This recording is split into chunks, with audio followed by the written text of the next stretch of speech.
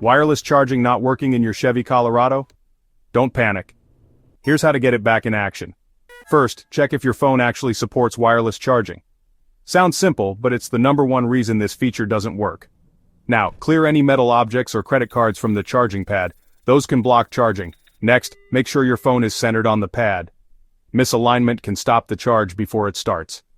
If your phone's in a thick case, try removing it and placing the phone directly on the pad. Still not charging? Restart your phone. Sometimes a simple reboot is all it takes. No luck? Turn your Chevy on and off. Some glitches reset when you restart the vehicle. If you're still out of juice, check your vehicle's manual for fuse locations and see if the wireless charger's fuse is blown. And remember, some older Chevy Colorados only support wireless charging on newer phones. Check compatibility if nothing else works. If all else fails, it might be time to visit your dealer. But with these steps, you'll fix most wireless charging issues yourself. No magic, just a little troubleshooting. Now you know what to do when your Chevy Colorado wireless charger isn't working.